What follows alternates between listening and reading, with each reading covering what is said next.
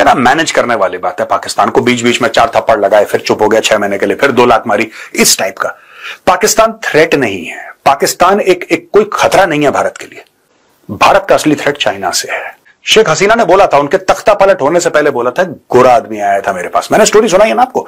एक गोरा आदमी आया था मेरे पास और गोरे आदमी ने बोला कि ये जो सेंट मार्टिन आइलैंड है ये आप हमें दे दो, यहां पे हमें बेस बनाना है। अगर आपने सेंट मार्टिन आइलैंड हमें दे दिया तो फिर आपका तख्ता जो है, आपका प्राइम मिनिस्टर होना सुरक्षित है, आपको कोई दिक्कत नहीं होगी, आप आराम से बैठ के राज करो, आप सिर्फ सेंट मार्टिन आइलैंड हमें दे दो। Absolutely not. वही जो इमरान खान ने बोला था, एब्सोल्युटली नॉट। उस बेचारे का भी तख्ता गया, इस बेचारे की भी कुर्सी गई। আমেরিকা ने दोनों जगह कर दिया रेजिम चेंज। নমস্কার, আপনাদের সবাইকে স্বাগত। ভারতের কাছে পাকিস্তান কিছুই না, তবে আসল শত্রু চীন। আমেরিকার রিপোর্টে অনেক কিছু বলা হয়েছে ভারতকে নিয়ে। এই সব বিষয়ে ভারতীয় মেজর গৌরাবাড়িয়া কি বলেছেন শুনুন। यूनाइटेड स्टेट्स ऑफ अमेरिका की 2025 की एक थ्रेट असेसमेंट रिपोर्ट आई है जिसने आंखें खोल दी। यहां पाकिस्तान खुशियां मना रहा है कि भाई भारत जो है हमारे लिए प्राइमरी थ्रेट है, हमारे लिए एग्जिस्टेंशियल थ्रेट है। लेकिन भारत क्या सोचता है? भारत क्या सोचता है चाइना के बारे में? भारत क्या सोचता है पाकिस्तान के बारे में? जरा मैं आपको वो भी बता दूं। और 2-3 चीजें हुई है, बहुत इंपॉर्टेंट है और आज के वीडियो में आपको मजा आने वाला है, ये मेरी गारंटी है। Let's go. दोस्तों, अगर आप यूएस डिफेंस इंटेलिजेंस एजेंसीज 225 की रिपोर्ट यानी कि 2025 इस साल की रिपोर्ट देखें, वो क्या कहती है? पहली चीज, इंडिया एग्जिस्टेंशियल थ्रेट। पाकिस्तान ये समझता है कि भारत पाकिस्तान को खा जाएगा। ये आज से नहीं समझता।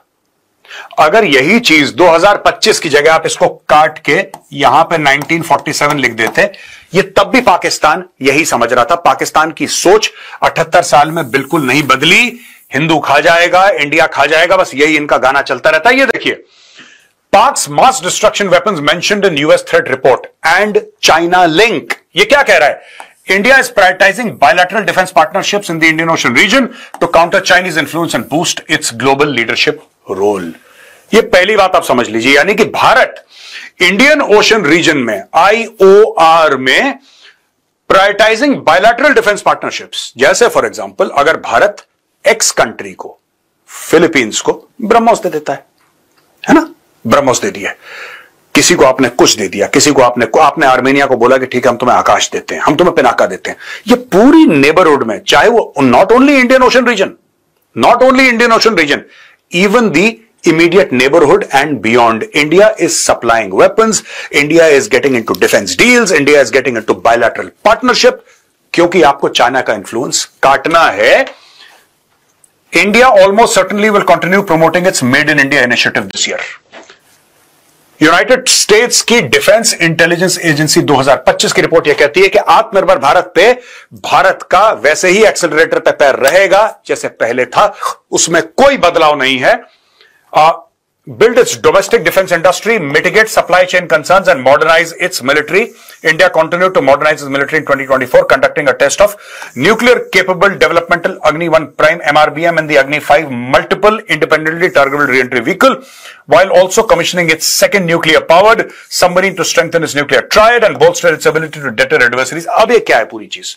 मैंने इतनी लंबी चौड़ी इंग्लिश पढ़ी, इसमें भाई स्टोरी सिंपल सी ये है कि मेक इन इंडिया यानी कि आत्मनिर्भर भारत, उस पर पूरा जोर रहेगा जैसे पहले रहा था, और भी भारत इस पर जोर देगा। दूसरी चीज, भारत अपनी डोमेस्टिक डिफेंस इंडस्ट्री को और बढ़ावा देगा। हम हर रोज आपको या हर हफ्ते में 2-3 बार तो कम से कम इतने 1000 करोड़ का ऑर्डर, इतने 1000 करोड़ का ऑर्डर, इतने 10,000 करोड़, 20,000 करोड़, ये जो भारत महीने में कई बार, हफ्ते में कई बार खबर आ जाती है, ये कहां जा रहा है पैसा? ये दोस्तों यूल बी सरप्राइज्ड, ये मेरे लिए बड़ा शॉकिंग था शुरू में, अब तो आदत पड़ गई है। ये सारा का सारा भारत के अंदर जा रहा है, सारा का सारा भारत के अंदर जा रहा है। और मिनिस्ट्री ऑफ डिफेंस ने हजारों आइटम नेगेटिव लिस्ट में डाल दिए। नेगेटिव लिस्ट मतलब क्या होता है कि आप ये आइटम बाहर से खरीद ही नहीं सकते। एक जमाना था जब कोई भी चीज चाहिए चेक काटो, बाहर से मंगाओ, सरकार ने मना कर दिया। वही आइटम आप बाहर से मंगवा सकते हैं जो आपको उसका पैरेलल भारत में नहीं मिलता। आपको पहले प्रूव करना पड़ेगा कि साहब ये जो चीजें हैं ना, पहली बात तो नेगेटिव लिस्ट है। आई एम टॉकिंग अदरवाइज, मैं वैसे बात कर रहा हूं, नेगेटिव लिस्ट का सामान आ ही नहीं सकता अंदर। तो एक नेगेटिव लिस्ट डाल दी कि ये तो आइटम आप इंपोर्ट कर ही नहीं सकते। तो ये यहां पे mitigate supply chain concerns. Supply chain का क्या कंसर्न है? अब एक हथियार के अंदर 1000 इसके पुर्जे होते हैं, 1000 हिस्से होते हैं। पता लगा जी कोई कहीं से आ रहा है, कोई कहीं से आ रहा है, कोई कहीं से, और लड़ाई के वक्त किस देश की क्या मंशा है, किस देश को क्या सोचना है, क्या सोच सकता है उस मामले में, क्या उसके डिप्लोमेटिक एम्स हैं। हो सकता है कि आपका दोस्त, आपका मित्र देश हो, आपका सपोर्टिव देश हो, लेकिन उसके और आपके एम्स ना मिल रहे हो। फिर अगर उसने एक पुर्जा रोक दिया तो आपकी लड़ाई तो खत्म वहां पे। सोर्स कोड की बात कर रहे हैं साहब, फ्रांस ने राफेल का नहीं दिया, मीडिया में खबरें आ रही हैं। I will not comment upon that, I should not comment upon that, लेकिन मीडिया में ऐसी खबरें आई थी जो मैंने पढ़ी थी। अब India continue to modernise its military in 2024, conducting a test for the nuclear capable developmental Agni one prime MRBM, right, medium range ballistic missile और Agni five multiple entry targetable re-entry vehicle. ये क्या है? यानी कि एक मिसाइल जाती है हवा में और वहां पे अनेकों मिसाइल उसके अंदर से निकलती हैं, और वो अनेकों मिसाइल, जो एक मिसाइल के अंदर से वॉरहेड्स निकलते हैं, actually not missile but the warhead, वो अलग अलग शहरों को बर्बाद कर सकते हैं। ये न्यूक्लियर केपेबल मामला है। तो इसने सबके कान खड़े कर दिए, चाहे अमेरिका हो चाहे चाइना। अच्छा, भारत के पास भी ये टेक्नोलॉजी आ गई है, यही मेंशन कर रहा है। और भारत का second nuclear part submarine to strengthen its nuclear triad and bolster its ability to deter adversaries. Army, navy, air force, all three nuclear capable INS Arihant, INS Arighaat, और जो तीसरा बन रहा है INS अरिधमान, तीनों। और दोस्तों, इन तीनों की पता है क्या खूबसूरती है? मैंने देखा इसको इंटरनेट पे, मैंने पढ़ने की कोशिश करी तो मुझे पता लगा कि इन तीनों का नाम अरिहंत, अरिघात, अरिधमान, तीनों का मतलब वही है, डिस्ट्रॉयर ऑफ एनिमीज। अलग अलग रूप से, different permutation combinations, but the meaning of Arihant is destroyer of enemies, meaning of Arighat is destroyer of enemies, and meaning of Aridman is destroyer of enemies in a different combination. अच्छा, Pakistan regards India as an existential threat, ये तो हम बात कर ही चुके हैं कि पाकिस्तान भारत को existential threat समझता है कि मार देगा, खा जाएगा। वहां पे 100 करोड़, 125 करोड़ हिंदू हैं, खा जाएंगे हमें। ये पाकिस्तानी माइंडसेट है, ये रिपोर्ट बताता है। और will continue to pursue its military modernization effort, including the development of battlefield nuclear weapons to offset India's conventional military advantage। Bharat की जो मिलिट्री है उससे कहीं ज्यादा बड़ी है, कहीं ज्यादा बेहतर है, तो उसको न्यूट्रलाइज करने के लिए पाकिस्तान पूरी कोशिश करेगा कि भाई हम लोग न्यूक्लियर वेपन्स और बिल्डअप करें। अब ये खूबसूरती देखिए साहब, यहां पे पाकिस्तान अपना कितना भी भोंपू बजाए, छुट्टी मनवा ले हर साल अपनी, वो जीत गए जी, जीत गए। Asim Munir generally field marshal, सारे के सारे इनके बिके टिके लिफाफा जर्नलिस्ट, टीवी एंकर सब एक ही भोंपू बजा रहे हैं, एक ही गाना गा रहे हैं। लेकिन दोस्तों बात यह है, Pakistan regards India as existential threat. ये हम यहां पे कवर कर चुके हैं दोस्तों, ये देखिए existential threat. But India considers China it's primary adversary. आप ये देखिए ना, पाकिस्तान कहता है कि जो भी कुछ है दुश्मनी में वो भारत है, भारत कहता है नहीं, एंसिलरी सिक्योरिटी प्रॉब्लम। यानी कि पाकिस्तान को कहता है कि छोटा मोटा, जैसे कि कहीं हाथ में वो फांस सी लग जाती है ना, मतलब इरिटेट करती है वो, पर इसका मतलब भी नहीं कि हाथ ठीक है, वो हल्का सा दुखता है, हल्का सा इरिटेशन होता है, उसको पेन भी नहीं कह सकते। You can't even call it pain, it's just a irritation, it's a mild headache which does not stop you from functioning. It's a mild irritant, it's like that. तो ये कहता है कि an ancillary security problem, but primary adversary China है। ये US defence intelligence agency की 2025 की report कहती है, the report forecast that prime minister Narendra Modi's defence priority will probably focus on demonstrating global leadership. देखिए साहब, global leadership, countering China and enhancing New Delhi's military power. India views China as its primary adversary.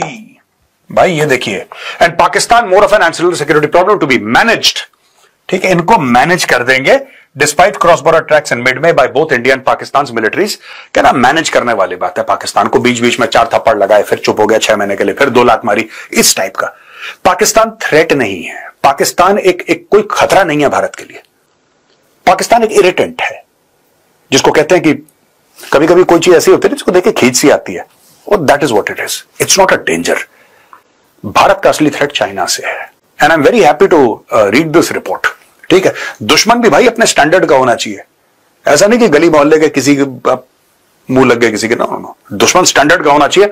And thank God हमने एक दुश्मन लिया है बढ़िया standard का, Pakistan is history. अब दोस्तों ये जो फोटोग्राफ है ये पुरानी है, और यहां पे मैंने डेट लिखी है दिसंबर 2024। अब आप ये बोलेंगे मेजर साहब आप 2024 की फोटोग्राफ क्यों दिखा रहे हैं? ये जो बंदा है ना, दिस मैन, जो गाड़ी चला रहा है ना, एक जमाने में ये वही था जिसके ऊपर यूनाइटेड स्टेट्स ऑफ अमेरिका ने इसके सर पे $10 मिलियन का अवार्ड रखा था, और ये अमेरिका का सबसे बड़ा दुश्मन था। मारो मारो इसको किसी भी तरीके से, जिंदा या मुर्दा, डेड और अलाइव। $10 मिलियन। आज की तारीख में यह बंदा सीरिया का प्रेसिडेंट है, और इसके आते ही, इसके प्रेसिडेंट बनते ही सबसे पहले अमेरिका ने क्या करा कि सारे के सारे सीरिया से सैंक्शंस हटाना शुरू कर दिया। That thing started. सीरिया पे सैंक्शंस लगे थे, अब सैंक्शंस हट रहे हैं। अब मैं आपको ना अगली स्लाइड में, पहले मैं आपको पास्ट बता दूं कि चक्कर क्या हुआ है, तब आपको पता लगेगा मैं बोल क्या रहा हूं और हो क्या रहा है। डायरेक्टली जो दिसंबर 2024 की इवेंट्स हैं वो आज से direct today they are impacting today, और मैं आपको प्रूफ करके दिखाऊंगा। ये मेरा पुराना वीडियो आप जाके देख सकते हैं, आपको पता लग जाएगा कि मैंने उस समय क्या बोला था। अब वो बातें सही हो रही हैं, और आप देख लेना 2025 में, 2026 में ये बात पूरी सही हो जाएगी, मेरे तब की भविष्यवाणी। And it is on record, पड़ा हुआ है वीडियो लाइब्रेरी में, आप देख लेना खुद जाके। देखो, A Turkish diplomatic delegation arrived in the Syrian capital Damascus today, Thursday, December 12th. ये ध्यान रखना भाई, ये मैंने दिसंबर बोला है, ये थर्सडे दिसंबर 12। 13 साल में पहली बार, और बशार अल असद की रेजिम आउस्ट हो गई, खत्म हो गई। अब ये देखिए सब, A correspondent for Enab Baladi in Damascus reported that a delegation accompanied by Turkish officials arrived in the city. ये यहां पे बैठ, ये तो खैर रिफ्लेक्शन है क्योंकि कार का शीशा है, ये रिफ्लेक्शन है। इसके बगल में यहां पे एक बंदा बैठा हुआ है, ठीक है। वो बंदा कौन है, सबसे बड़ी बात, हु इज दैट पर्सन। ये जो इसके बगल में बैठा हुआ है, इसका नाम है इब्राहिम कालीन। इब्राहिम कालीन कौन है? Head of the intelligence agency, Turkish intelligence agency का हेड। यानी कि जैसे भारत में रॉ है, इजराइल में मोसाद है, आपके अमेरिका में CIA है, उसी प्रकार से जो टर्किश इंटेलिजेंस एजेंसी है उसका हेड आया, और उसका पर्सनल ड्राइवर बना अहमद अल शरा। ये जो उसका ड्राइवर बना है, आज सीरिया का प्रेसिडेंट है, ये राष्ट्रपति है सीरिया का। ये जाके लोगों से मिल रहा है, ये हेलो बोल रहा है लोगों को, और इसको रिकॉग्नाइज किया जा रहा है, और सीरिया से पूरे के पूरे जिसको कहते हैं सैंक्शंस हटाए जा रहे हैं, सीरिया के साथ रिलेशनशिप अच्छे करे जा रहे हैं। इसके पीछे कारण है दोस्तों, और यही कारण मैं बता रहा हूं। पूरे आलम इस्लाम में, in all the Muslim countries, एक स्ट्रीट में एक फीलिंग है कि भाई साहब ये सब इसलिए हो रहा है क्योंकि किसी तरीके से इजराइल को रिकॉग्नाइज, क्योंकि इजराइल का भूत दिमाग में है ना, इजराइल का भूत दिमाग में कि कहीं ना कहीं कोई गेम हो रहा है हमारे साथ, कि इजराइल को, मैं आपको बताता हूं इसमें इजराइल वाला क्या फैक्टर है, यह भी मैं आपको बता देता हूं।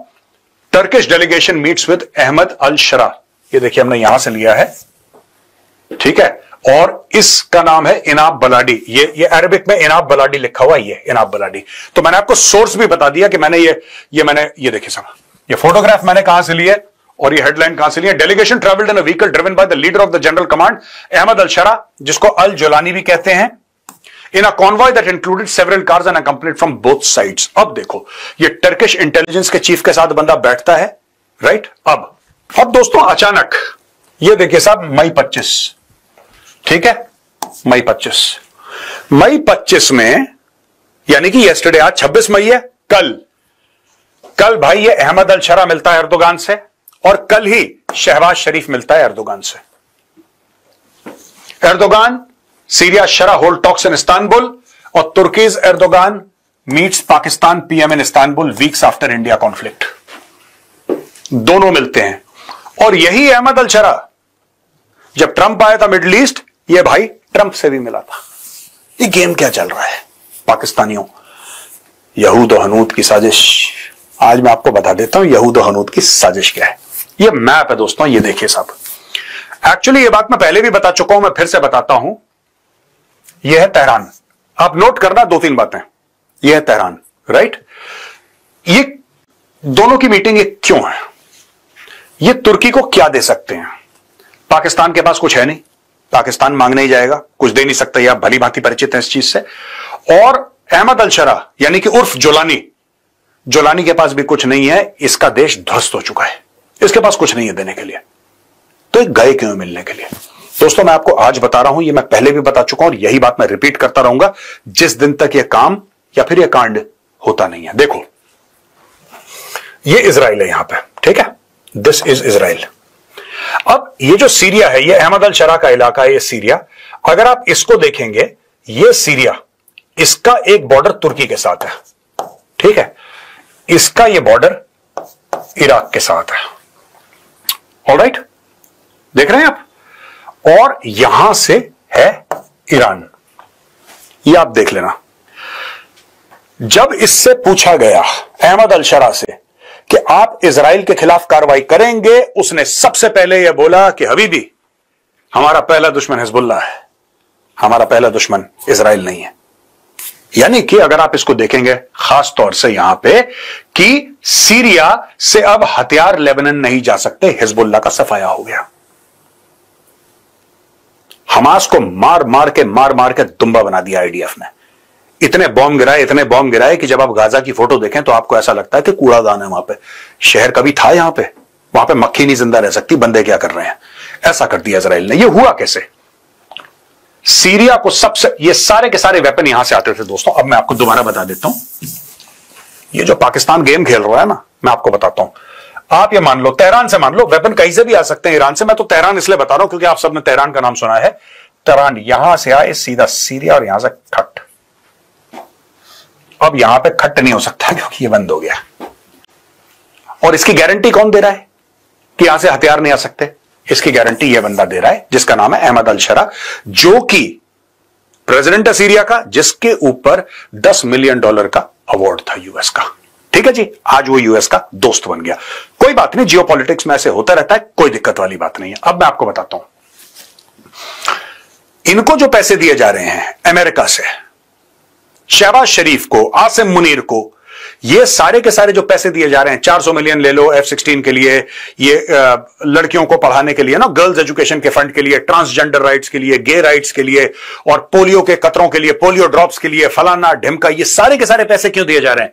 आप ये देखना, सारे पैसे सिर्फ इस इलाके के लिए दिए जा रहे हैं, ओनली फॉर दिस एरिया। इस सारी जो मदद हो रही है पाकिस्तान की दोस्तों इस वक्त, राइट, उसका ये जो इलाका है, ये और ऊपर तक चला जाता है, ये ठीक है ना, ये this is the Durand line. मैं इसकी बात अभी नहीं करूंगा ड्यूरेंट लाइन की, बिकॉज ये स्लाइड किसी और चीज के साथ डील कर रही है। मैं ड्यूरेंट लाइन में पड़ जाऊंगा, मामला फिर फीका पड़ जाएगा। आप समझ लो, ये वाला बॉर्डर है, ये इलाका बलूचिस्तान है, ये सिस्तान बलूचिस्तान है, ठीक है। When these guys make a move for Iran, जब ये लोग कोशिश करेंगे ईरान में तख्ता पलट करने के लिए, तब ये और इसका फील्ड मार्शल ईरान की पीठ में खंजर डाल देंगे।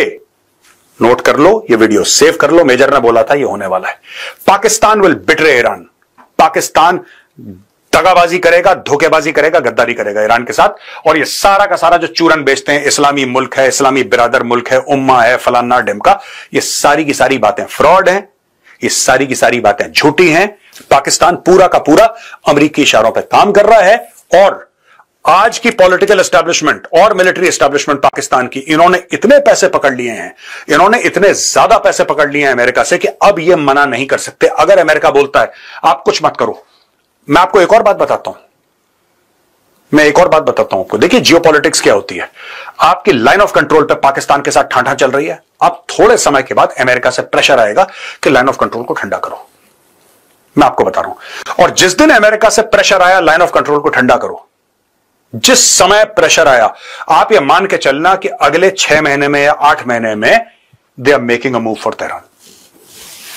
ये क्या करेंगे, लाइन ऑफ कंट्रोल से और इंटरनेशनल बॉर्डर से बोलेंगे कि थोड़ा कूल डाउन करो। दिल्ली के ऊपर बहुत प्रेशर आएगा, बहुत ज्यादा प्रेशर आएगा, इतना ज्यादा प्रेशर आएगा कि मैं क्या ही बताऊं आपको, ठीक है। फिर क्या होगा कि बॉर्डर से फौजें हटेंगी और पाकिस्तानी फौजें यहां पे आ जाएंगी, ईरान के बॉर्डर पे, और यहां पे यानी कि सिस्तान बलूचिस्तान के इलाके में, और यहां से फिर पाकिस्तानी फौजें, चाहे इनकी एयरफील्ड से, क्वेटा से, कहीं और से इनकी एयरफील्ड से टेक ऑफ करेंगे इनके जहाज, and they will conduct bombing inside Iran, they will militarily pressurise Iran, ठीक है जी। या देखिए इनका प्रॉपर जो समुद्री रास्ता है, ये सब जितना भी है यहां पे, Pakistani navy, Pakistani air force, Pakistani army will together start pressurising Iran. मैं ये नहीं कह रहा, ध्यान रखिएगा, मैं ये नहीं कह रहा कि ईरान पाकिस्तान के साथ जंग करेगा या पाकिस्तान ईरान के साथ जंग करेगा, मैं वो नहीं कह रहा। मैं आपको सिर्फ ये कह रहा हूं कि जब ईरान को मदद चाहिए होगी और मुस्लिम देश होने के नाते ईरान मदद की भीख मांगेगा पाकिस्तान से, तो पाकिस्तान ऐसे काम करेगा कि ईरान को ज्यादा नुकसान हो, फायदा कम हो। और अगर 2-4 जगह बम गिराना हो तो कोई नई बात नहीं है, पिछले ही साल इसने बम गिराए थे ईरान के अंदर, ठीक है ना, म्यूचुअली। उसने भी गिराया इनके यहां, इन्होंने भी गिराया उनके यहां। ये हुआ है, स्ट्राइक्स हुई हैं, drone strikes, ballistic missile strikes, air strikes, ये सारा का सारा ड्रामा हुआ है। तो डोंट बी सरप्राइज, ये पूरा गेम चल रहा है, ठीक है। और इस सबको ट्रंप का आशीर्वाद है। ये बंदा जिसको कह रहे थे कि $10 मिलियन दे दो, डेड और alive, America will pay $10 million, ये जाके ट्रंप के साथ खड़ा होकर ट्रंप के साथ हाथ मिला रहा है। ये गेम है बॉस। और सारा का सारा जो गेम है ये पाकिस्तान की, ये देखिए साहब, ये बीच में ये आपका ईरान है, इधर इसके पाकिस्तान है, इधर सीरिया है, ठीक है। और इसका सबसे बड़ा सपोर्टर कौन है? सीरिया का। इस बंदे का जिसको कहते हैं कि स्पॉन्सर कौन है? आईपीएल में देखे ना, स्पॉन्सर टाटा लिखा हुआ है और पेप्सी या जो भी कोक शोक जो भी होता है, मुझे नहीं पता, स्पॉन्सर होते हैं ना। इसका स्पॉन्सर ये है Erdogan. Erdogan is is biggest sponsor. तो जब ईरान के ऊपर प्रेशर आएगा तो ईरान के ऊपर प्रेशर तुर्की से आएगा, उसके इजराइल से आएगा, आगे चल के उसके पास सीरिया से आएगा प्रेशर, यहां से पाकिस्तान के साथ प्रेशर आएगा। Iran will be left all alone. यहां पे दोस्तों बांग्लादेश बहुत उछल रहा था, हम बांग्लादेश की ओर चलते हैं। बहुत इंपॉर्टेंट डेवलपमेंट्स हो रही हैं बांग्लादेश में, बहुत ज्यादा बांग्लादेश उछल रहा था। India sends $1 billion message to Bangladesh. Recent action and statements from Bangladesh, including a retired official's call, आपको पता ही हो, रिटायर्ड मेजर जनरल पता नहीं क्या सोच के उसने फेसबुक पे लिख दिया कि we should take over the north east, we should take over the north east, China से बात करनी चाहिए। बैठा बैठा बड़बड़ा रहा होगा, लिख दिया उसने। रिपरकशन ये हुआ है कि भाई PM Narendra Modi at the rising north east investor summit said the north east will become a strong bridge and gateway for the ASEAN trade. Mukesh Ambani announced Reliance industries will invest 45,000 crore more in the northeast. Adani Group pledges 1 lakh crore investment Assam and broader northeast over the next decade. Vedanta announces 80,000 crores. ठीक है, तो आप ये लगा लो total अगर आप इसको देखोगे तो it is more than 2 lakh crore. ये 2.25 लाख करोड़ का इन्वेस्टमेंट नॉर्थ ईस्ट में अनाउंस हो गया है और ये हो भी जाएगा। ये देखिए दोस्तों, ये जो स्टार है ना, दिस इज लालमोनेरहाट, ये जो यहां पे है strategic airbase near the Siliguri corridor. दोस्तों ये जो है Lalmonirhat, it is 20 kilometre from the border and about 120-125 kilometre from the chicken neck, जिसको हम सिलीगुड़ी कॉरिडोर भी बोलते हैं। तो ये Bangladesh, you know, it's like trying to ये बेसिकली बाप ढूंढ रहा है। मैं आपको आसान शब्दों में, मैं क्यों इसको ज्यादा जियोपॉलिटिकल स्ट्रेटजी में जा रहा हूं, ये बेसिकली बाप ढूंढ रहा है। इसके एक बाप ने हाथ हटा लिया, बाप ढूंढ रहा है। तो इसलिए ये सब करने की कोशिश की, जैसे कोई मेजर जनरल से बुलवा दिया कि यार चाइना को एक आइडिया दे दो, चलो फेसबुक पे डालो, इसको हम वायरल कर देंगे इंफॉर्मेशन वॉरफेयर करके कि तुम आके ये ले लो। चाइना क्यों करेगा? चाइना क्यों करेगा? Why will China do it? Why will China do it? ये सब बांग्लादेशियों के दिमाग की खुराफात है, जिसकी वजह से ये सारा का सारा वहां पे इन्वेस्टमेंट हो रहा है। और वहां पे दोस्तों Sheikh Hasina, former prime minister Bangladesh, जो कि 5 अगस्त लास्ट ईयर उनका तख्ता पलट हो गया था और वो भाग के फिर इंडिया आ गई। तब से I don't know where she is, people say she is in India, people say she is in Europe, I don't know, anyway. Sheikh Hasina कहती कि Yunus selling Bangladesh, militant leader बोला है उसको, Yunus selling of Bangladesh to the US. ये शेख हसीना का कहना है।